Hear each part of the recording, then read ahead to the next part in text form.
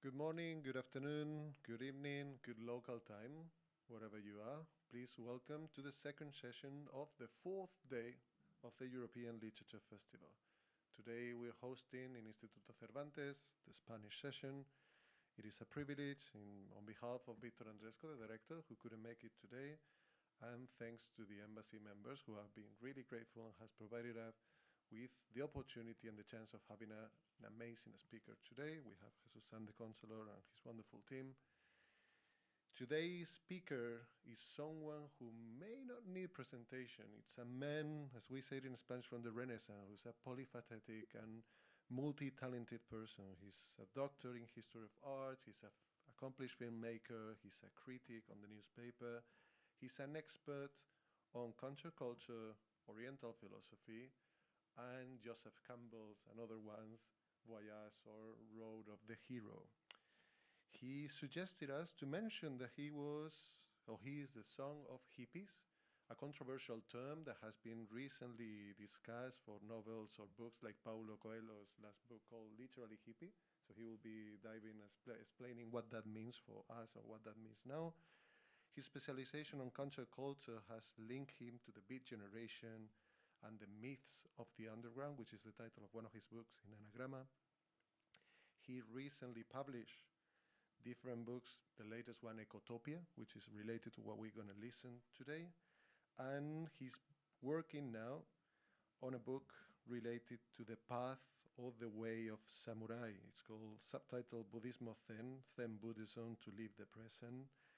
And he mentions literally, he adores Japan for his flawless elegance and refined manners.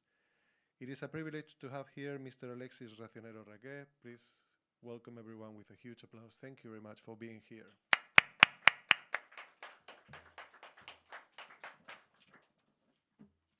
Well, thank you. Thank you for being here. And first of all, thanks to Instituto Cervantes and the Spanish Embassy and the festival to invite me. It's such an honor to be here. And yeah, I'm going to talk about nature and yeah, this point about being a hippie son has to do with nature, because when I was a kid, we used to listen to the Beatles a lot.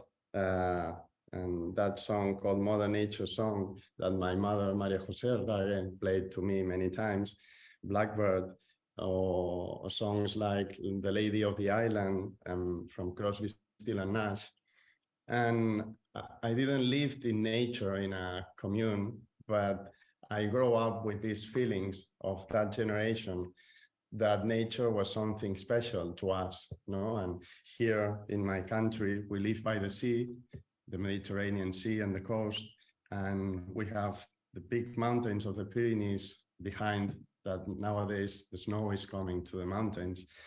And so in my life, nature has been something important due to these connections with these parents and generation who were for nature. Also there was this speech that comes from the long time ago on the contrast between the city and nature, And here in the Western world, we have been for the city and for technology, but then nature seems to get behind, And I'm going to talk about how nature is coming back to our lives as something we need for healing, and also something that it's on the books, And I will talk about art, painting, architecture, and also I will talk about literature, new literature and old literature from the 20th century that relates to nature,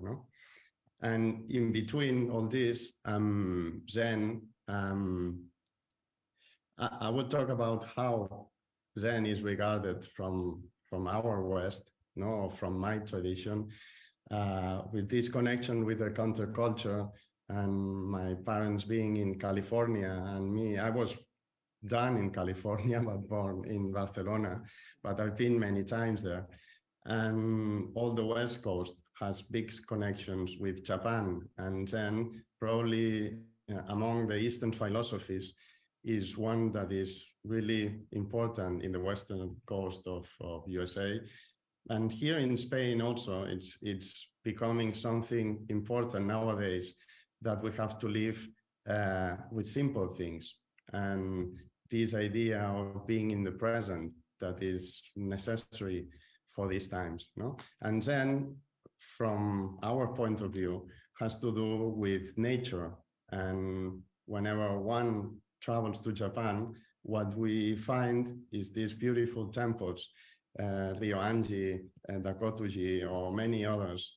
But apart from these Zen monasteries and gardens, we see how nature is in Hakone, in the mountains and everywhere, and also inside the houses of the traditional Japanese houses, no? And all this brings the idea that nature can be with us, no? And that also that nature can be regarded as something sacred, no? That it's probably the main point of the things I'm going to talk about, no? But I will start with the PowerPoint to share some things with you.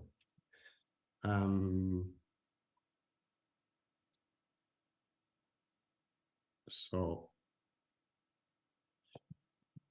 this idea of nature being sacred is related to a new book by Karen Armstrong. Karen Armstrong is one of the ladies who is an expert on compared religions, and she's written about the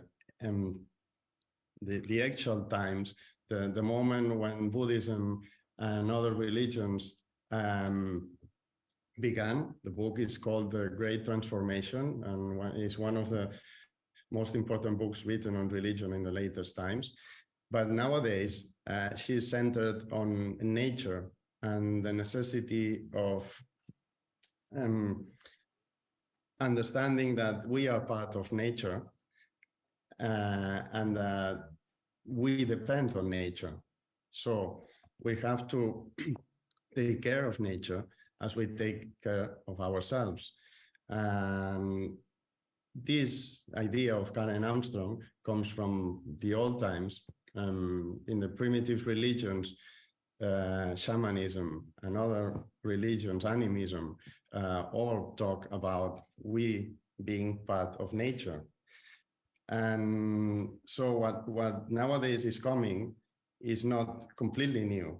It's just this idea of bringing back what we knew from the old times.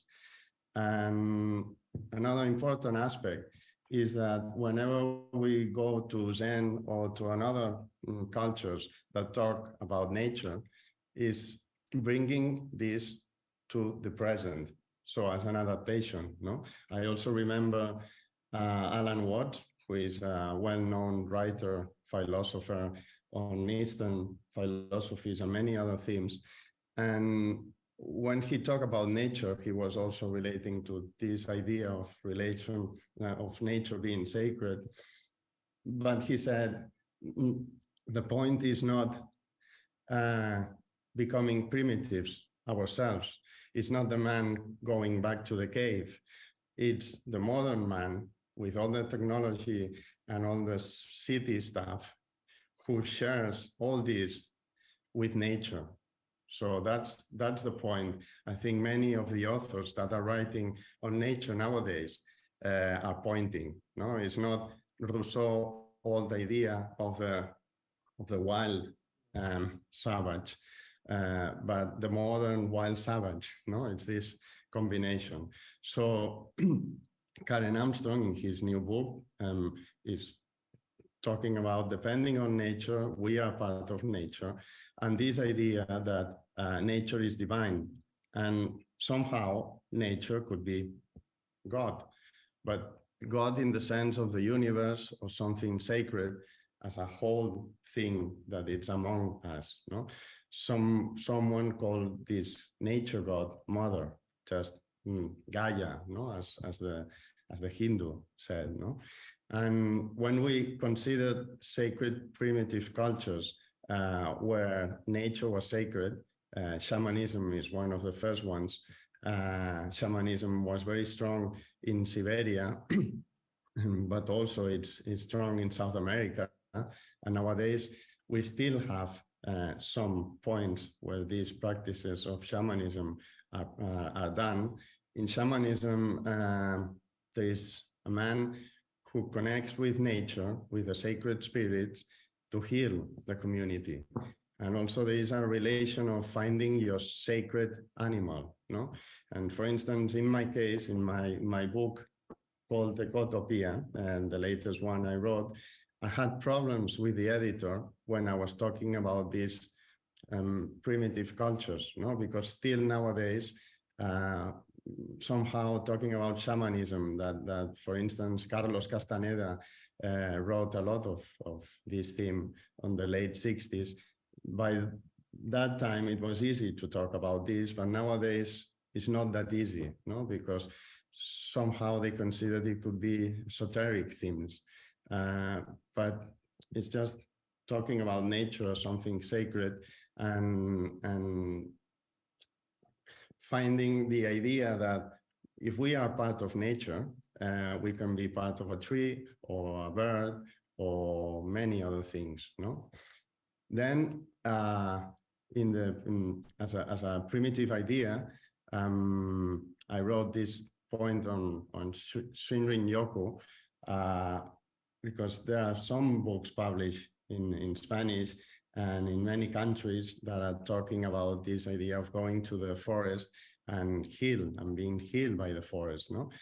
And also there are new investigations saying that there is a connection between the trees in the forest, and the roots of the trees are connected and they work as a community. And this is another thing that could be quite modern, but it comes from the old times, no? And it's a real nice practice that you can do, no? Read a book in the nature or go to the nature, to the forest to walk and heal from stress, anxiety, and many of these things we have in the cities, no? And I quote Emerson, that we will talk about the transcendentalist Americans later, because on his book Nature, he's relating to this idea that the primitive cultures were the ones who point this necessity of being connected to nature. And Emerson has this quote saying, nature is a medicine that brings back our balance, no? And we need balance a lot these days, because the world is going into this polarity, this dualism, this black or white. And in nature, everything is integrated and everything is accepted, no? And this is the idea of balance, no? Then among this influence and talk on nature, I have to say that in my life, I was rewarded when I did a documentary, not with a prize, but with the possibility of talking with wise people, no? And one of the wisest men I've talked is Raymond Panikkar, who was a very important master on religions, compared religions. He was in Santa Barbara, he was in Milan, he was in many places, and he was also in the Eastern continent for a long time. He was half Indian.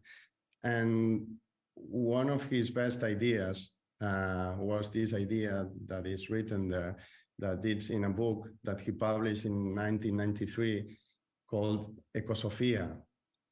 And Ecosophy is a concept that it might not be in his original idea, because Arne Naes, another man related to ecology, talked about this just a few years before. But Panikkar was in his latest years living in Tavertet in the mountain here around just behind the Pyrenees. He was obsessed with two ideas. One is man without the spirituality dies, no?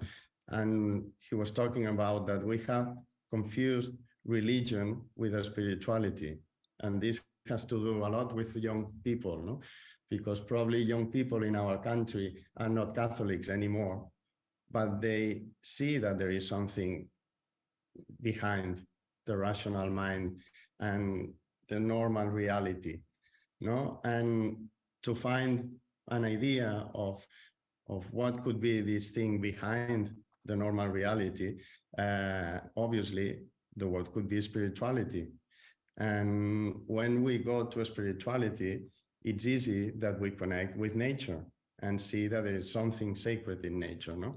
And I'm talking about this related especially with young people, no? I've been teaching cinema for long years in the university, and my students were 18 or 22 maximum.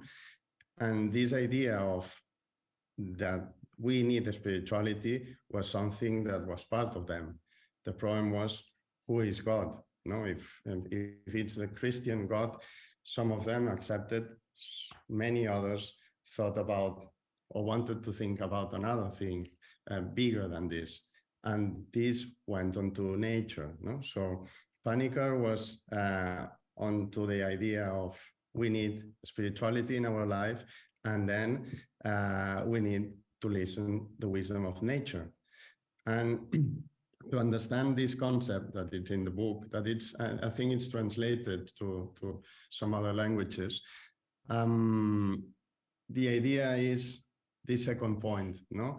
To listen the heartbeats of the earth is what the Tao teaches, and also the Zen teaches, that it's go to nature, to the purest space in nature, and listen to what nature is doing in every moment, no? And it's not the idea of the man interpreting nature and we being above nature, but we being in the same level or probably under the level of nature.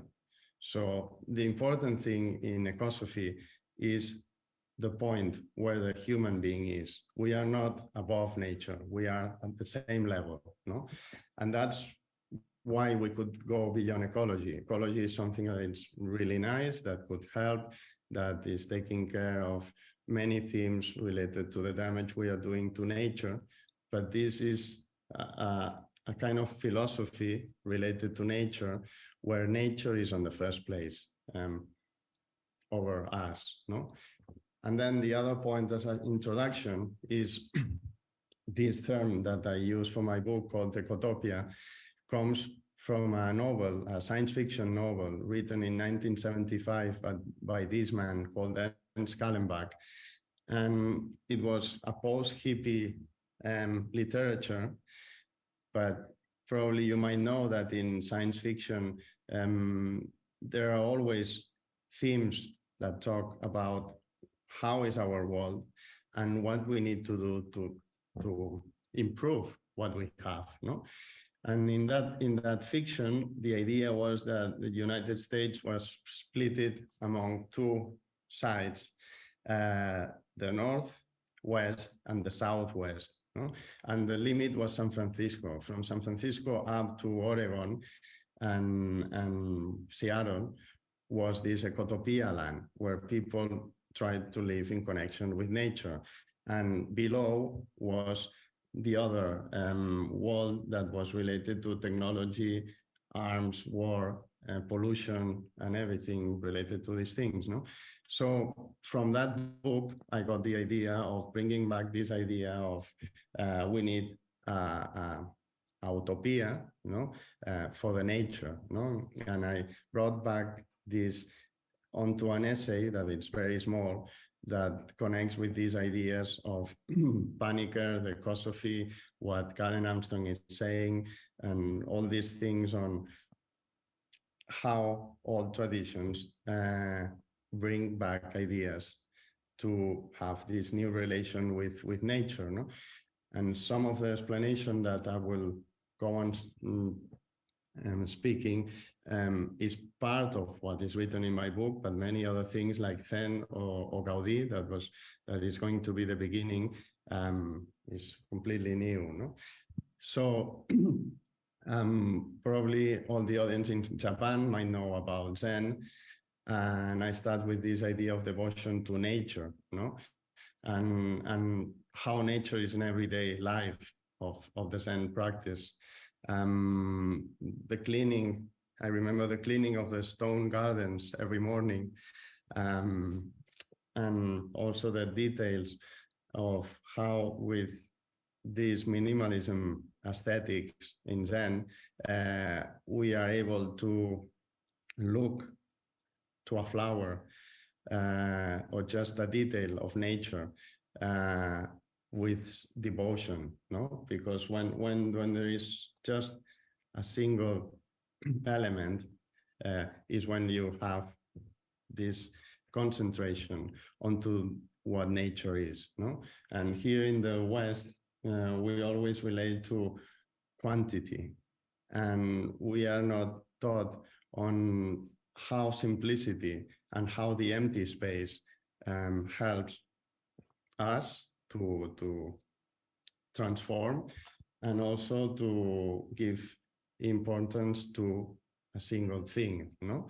And somehow what I understand from the contemplation of the Zen gardens is that by meditation on those places, what changes is our interior landscape.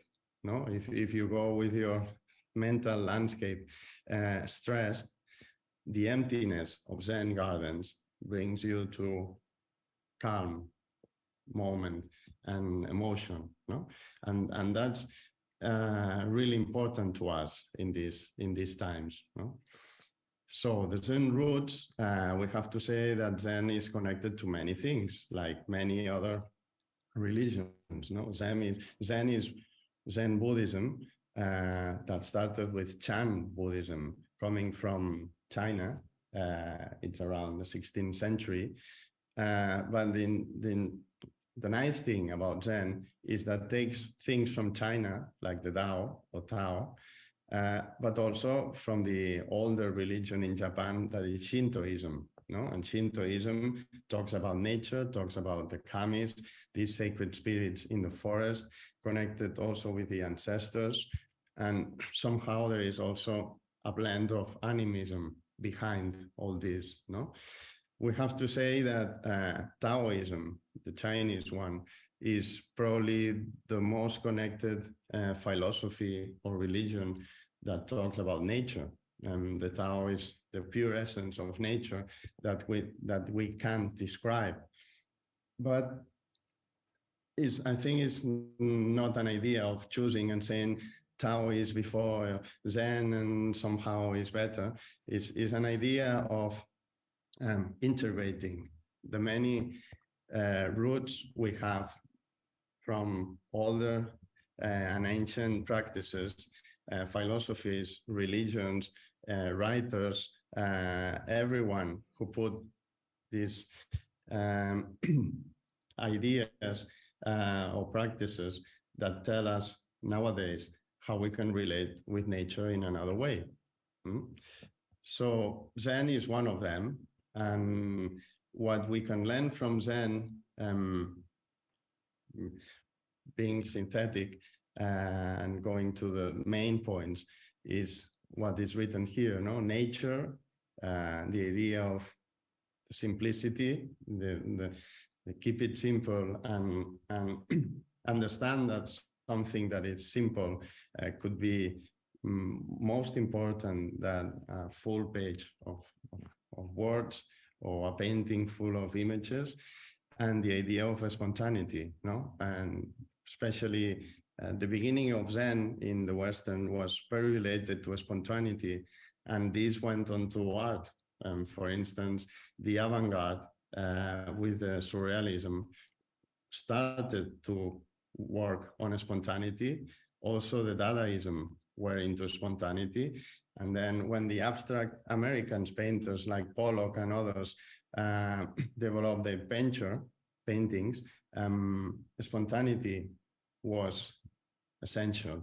Even in Pablo Picasso, the idea of spontaneity was was his brand, no?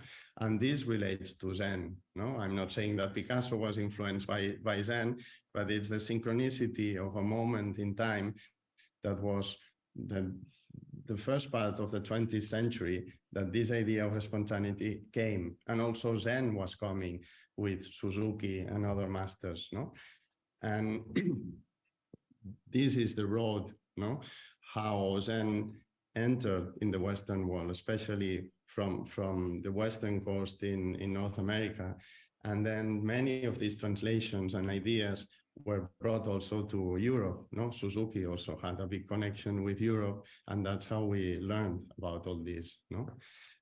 So I won't go too long with Zen, but this is what I was just pointing, that Zen painting could have direct influence to minimal art. This minimal started in the mid-60s with these authors, no? Sol LeWitt, Donald Jung, Carl André.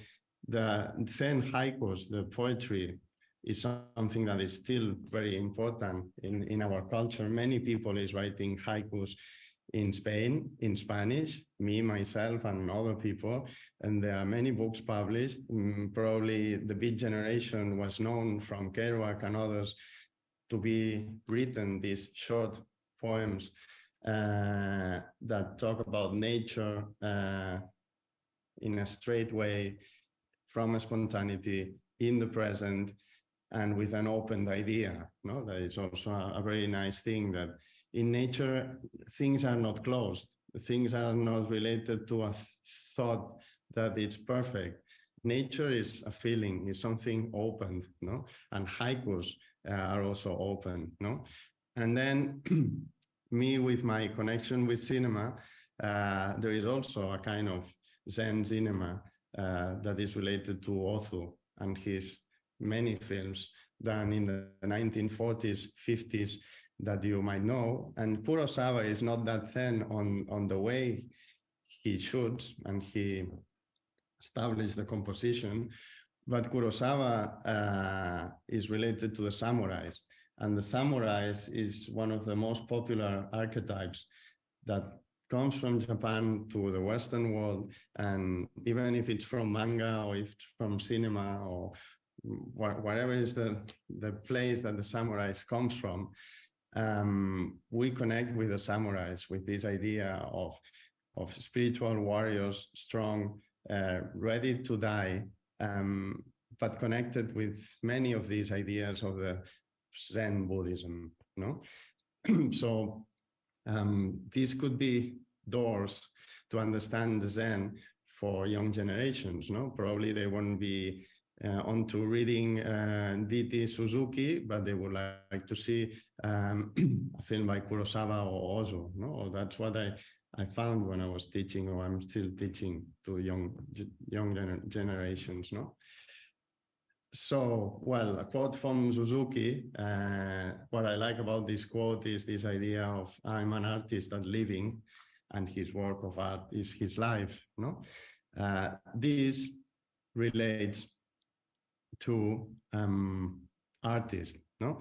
And we go to this part of the presentation that I will talk on art and nature in the Western tradition. Because we don't have much time, I choose Gaudi as an architecture, as builder, and then I will talk about the Romantic painters, no? But obviously there could be many others. Apart from Gaudi, for instance, Frank Lloyd Wright is also very well known to his relation to organic architecture and the idea of how nature gets into the sense of buildings, no? of making buildings. But Gaudi is really connected to Japan. Many Japanese people come here to Barcelona to visit Sagrada Familia. I won't talk about Sagrada Familia because it's so well known that I prefer to talk on other buildings, like this maquette that you are seeing, this modeling that it's from La Pedrera, no? La Pedrera or Casa Milá is one of the well-known buildings by Gaudi. And what is interesting on Gaudi, that he is related to the modern style architecture, is this, the inspiration with nature. The imagination of Gaudi was so big, but many of the ideas he got, even for the ornaments or for the general plan, were related to nature. And in this building, La Pedrera, we can talk about the belly of the whale. If we see what's the building, for instance, the exterior facade, we can see that it's not, it's curved, it's not flat, that the lines are making rounds, in many of the areas. And what made this possible is what we was seeing just before, these columns here that are like bones, the inside bones of a fish or a big fish, that made no necessity of walls of charge. So the space could be empty, with no walls inside, just by these columns that were kind of bones, the building sustained. And inside, all these round shapes that could be also related to Baroque architecture were free to move and generate a movement, a general movement. So it's so difficult to transmit this by a photograph, but whenever you come into this space, you feel it's alive. You feel La Pedrera as an organism, as a living building with movement and different colors inside, and also how the reflection of the light comes into these walls, or these no walls interiors, are wonderful. And you can see this idea of how he projects an inside patio. And it could be a fantasy building. It could be a part of the nature, stones, rocks, whatever. But what is really nice is to see the feeling of being alive, that there is movement, like in nature. Nature is many times for the round forms and shapes, not the square and these flat lines that we like, as man into control of science and rationalism. These are details of this building. There is also this imagination, this in the chimneys, as warriors. And this is the main door that could be like a spider net. And seriously, if you want to understand architecture in general, as Mario Cevi says in his book on how to understand architecture you have to live in to know. The plan is nice to set an idea, the photographs too, but to understand how Gaudi connects with nature, you have to come inside this building. So this is just an approximation that helps. Gaudi, as a man, had these common characteristics with the Japanese culture or Zen culture, that is simplicity. He was a simple man. He lived in austerity. Even being an important architect, he was always in simplicity, in devotion. He was very religious, Catholic. And from this, he built his universe with this huge creative capacity, this imagination, this also connection with nature, and also being a scientific man who was innovating in the techniques to build buildings. No? And I have to say, probably you will know that this building, La Pedrera, when it was done at the beginning of the 20th century, I think it's 1911 or 12, people didn't understand the building and they wanted to tear it down. And there was a huge movement to break this building and destroy it completely. And fortunately, they didn't do it in the end. And after probably 100 years, La Pedrera become what is nowadays, no? A big space, a museum that has many visitors. But still in the 1970s, when I was born, La Pedrera was considered something strange, dark, and not nice. No? This is another building by Gaudi in Paseo de Gracia. It's La Casa Batlló. And this is another building not so well known, that it's called Palau Güell, that is the beginning of the modern style architecture, that it's more related with neo-Gothic or neo-styles. This could be a kind of Byzantinum style, like Santa Sofia in Istanbul, with this big cupola. And the solutions on the architecture probably are not so much related to nature, but always in the modern style. For instance, the ironwork is resembling flowers, or even dragons are sometimes designed as a waterfalls and things like this, no? So if we move on to literature, that is the last part of my talk, and I consider a classical Spanish writer, I like to go to Valle Inclán. No? Valle Inclán was also related to the modern style, and it was somehow on the same moment of Gaudí. And well, Valle Inclán is well known for Luces de Bohemia, no? That it's one of his best writings, theater writing, with Marc Estrella as a main character. But also, he wrote this series on the Marqués de Bradomín with the sonatas, no? And the sonatas that start with autumn, then summer, spring, and winter. And what I like about this writing of Valle Inclán, apart from his style, how he writes, that it's full of nice adjectives and the way of expressing the inside thinking he has and the emotions, is the relation of the season with the story, the main story of the novel, no?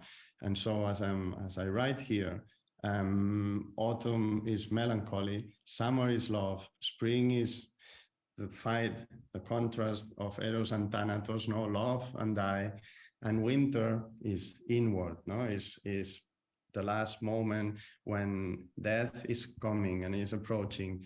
And also this main character is closed into a prison and is contemplating his last days, no? And this idea of relating seasons with emotional states is something we work in yoga. It's also in Chinese traditional medicine, and it's gone on to other arts like cinema, no? For instance, there is a very nice film by Kim Ki-duk that it's called Spring, Summer, Autumn, Winter, and Spring again, that goes through the life of a young kid or young master who passes through all these stages also, no? How spring is the moment you are in expansion, the summer is love, and then autumn is the moment you start going down, you go on through these melancholy emotions, and finally in winter, you close to meditate about what has been your life, or a whole season in nature, no? And Ingmar Bergman, the Swedish famous director, also has these sonatas or connections with movies that talk on different moments of the season, no? Then from this we go to painting. If we consider nature and in the Western tradition, the Romanticism, poets and painters were the first who decide that if you wanted to paint nature or to create in nature, you had to go to nature and be in the nature to create your poems or to paint, or at least to inspire your future paintings, no?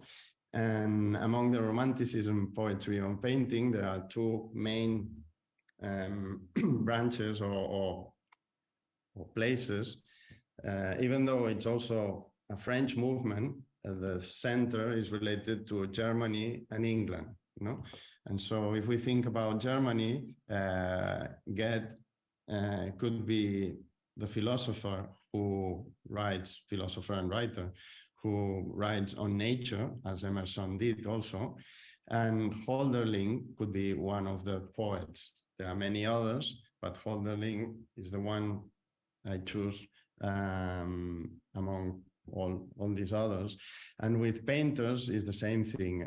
Caspar David Friedrich is the most well-known, but there are other German painters, no? And the thing about the Romantic painting is that gives, in this case, The Wanderer Above the Sea, the man still has some presence, but the idea is that nature is over the man, no? And so, as we can see, for instance, here in the Monk and Mer, this is the monk in the sea. Here, the position of the man is nothing compared to nature, no? And nature is what is expressing everything in the painting. This could be a melancholy emotion, this could be solitude, this could be many emotions that we can interpret, but the essence of the Romantic painters and poets is that the nature is the main center, not the man. It's how we contemplate nature, but putting the essence in nature, no? And among the English movement, there could be people like William Blake, who is poet and painter. He was very quote in the counterculture and is one of the modest authors from the Romantic times. Then Keats, Wordsworth, Coleridge could be the poets who were related to this place in England called the Lake District in Cumbria in the north. They sat in this place where there is a fantastic small mountains, very green with lakes. And being in that place, they wrote many, many, many works. One of them is the lyrical ballads, no? That it's co-written by Wordsworth and Coleridge. And among the painters, John William Turner is probably the biggest one, no? This painting shows how Turner is able to paint the flow, the snow, and the fog in the early morning and in the sunrise. And it's getting to abstraction, no? From how nature in some moments loses his lines, no? There are no lines in the Turner paintings. And in other paintings like this one, that is a very big format, the Romanticism goes on to a kind of mythology stories, no? This is Hannibal crossing the Alps. It's also known as Snowstorm. And what we can see is that, again, man is nothing. We don't even see Hannibal, or if we see him, he's very small, no? And the main thing is how nature could be strong and be over man. So if we go to the 19th century, we were in the 19th century with the Romantic painters, but we go on a bit farther away, we find this movement called the American Transcendentalism, that is the first movement of people. We could say philosophers, but they are not really philosophers. They are more people with different works. They could be even doctors and almost politicians, but they were connected to writing and especially to nature and to help forests that were in the North America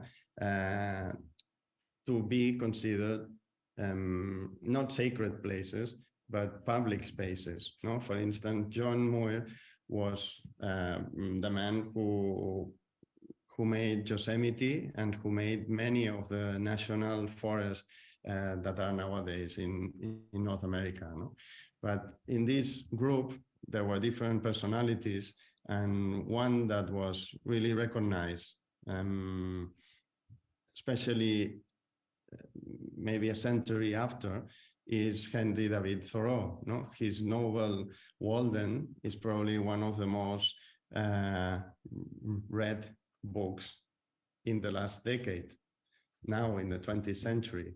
Walden is this diary of a man who goes by a lake and builds a small house and stays there and explains to the reader what is his connection and how is his everyday life there at Walden, the Laguna of Walden, the lake. And there are also books written by new authors that are inspired in Walden, no? And this idea of going wild, no? And going to the wild, staying there, survive and connect with nature is what Walden explains, no? Emerson, what he did is some works more onto the philosophical side, and Walt Whitman is the poet, no? That with Leaves of Grass, he invented new forms in poetry. The inspiration was nature, but in Whitman, the verse comes free, no? And the idea that poetry could be freed from structure, no? And be something open. And this made Whitman one of the most important poets in the 20th century and was a direct connection to the Beat generation, no? The Beat generation sets us into the beginning of the counterculture. Part of the Beat generation were not connected to nature. For instance, William Burroughs is on another side. But Jack Kerouac, the main character, related to Zen, wrote haikus and have some fictions like the ones written, Desolation Angels or the Dharma Booms, that talk about Desolation Angels is his diary in Desolation Peak. In a moment, he has a kind of depression and goes to nature to find healing or at least to rest. The Dharma Booms is a fantastic novel that takes Gary Snyder as a main character and talks about this man who works in the forest, who is into nature, who goes to Japan to study Zen, and who wanders in the trains from one part to the other, living at the moment. No? So Gary Snyder, who is probably the only Beat generation member alive, is the main connection with the beats and nature. No? He's been an ecologist or eco-philosopher from a long time. He has many books. These are only part of them. Some of them are poetry, like the first one. and others could be essays, for instance, The Practice of the Wild. And he's still writing nowadays. One of his latest books is called Sacred Fire. And he is really one of the most considered personalities on this connection with nature, no? And being a writer, an ecologist, and a philosopher, so many things, no? Allen Ginsberg is known by Howl, and probably Ginsberg was not so connected to nature, but what is nice to remember is that in Howl, this poem that some people say changed many things, there is this talk about Moloch, no? Moloch is the city, Moloch is the monster, Moloch is the rational mind. So like happened with the romantic painters. Alexis, sorry, we are about to run out of time. Okay, 5 minutes. Can we do 1 minute? Because 1 minute, okay. If not, I'm sorry, there won't be time for the questions. Okay, just 1 minute. Perfect, thank you very much. Okay, sorry. So I was saying that when we talk about nature, we also think about city, and we make this contrast, no? Where is the city and where is nature? And Allen Ginsberg was onto this defense of nature, but saying that things in cities had to change, no? So in the last part, I was just going to quote some books, new books that talk on nature. So we are ready to finish. Very quick. That was the book I was starting with, but there are others like these ones: Radical Nature, Vesper Flights, Paul Arden, Un art écologique in French, talking about art in relation to nature. In the adventure and travel literature, Robert Macfarlane is very important, The Mountains of the Mind, and many others. And in Spain, we've had also a kind of literature, nature literature boom with these books, probably 1 year, are written between 2022, or from 20 to 22. So there are many different styles, poetry, essays, fictions. So that's all. Thank you very much. It's been a wonderful presentation. We got almost 100 people with us, 88 people plus the ones that are here.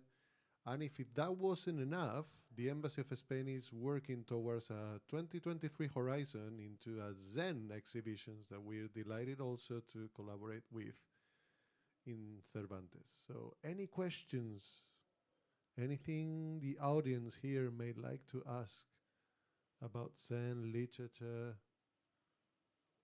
I think we got time for one question, and then we have to prepare the next session.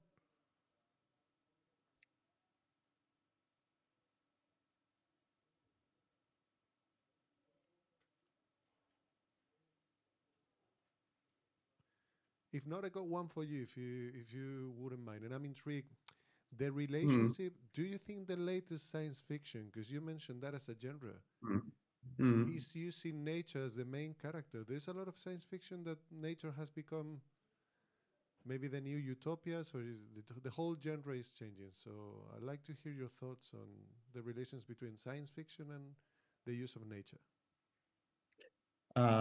Yeah, I think in science fiction, nature is always being there, because on one side we have these apocalyptic fictions showing that we have destroyed the planet, and so there is no nature and it's only desert. There is also another form of contemplating nature in science fiction. That is when we travel to a planet, and then like Mars, no, and everything is without trees and red and flat, but somehow man relates to this, or has to relate to this space. And if I think on particular books, for instance, Dune no? Frank Herbert's one. The planets and the spaces are quite different, and nature helps to become a character and create a contrast, no, from the peoples who are in one planet and the other. And nowadays, the movies, the films that are making from Dune are like a romantic painters, no? The latest one by the Canadian director is like this, no? The Villeneuve, no? By Villeneuve, and also the Villeneuve fictions are always this kind of science fiction where nature is an important character, as you were saying, no? Or even in Star Wars, Tatooine planet and on these places, or the forest where the small animals are, no? Great. Thank you very much, Alexis. It's been a great pleasure. We hope to see you very soon, or hopefully in person here in Tokyo. So thank you very much. Have a wonderful weekend in our beloved Barcelona, and thanks for joining the festival. See you very, very soon. Thank you. Thank you very much. Thank you very much. I'll be delighted to come. Thank you.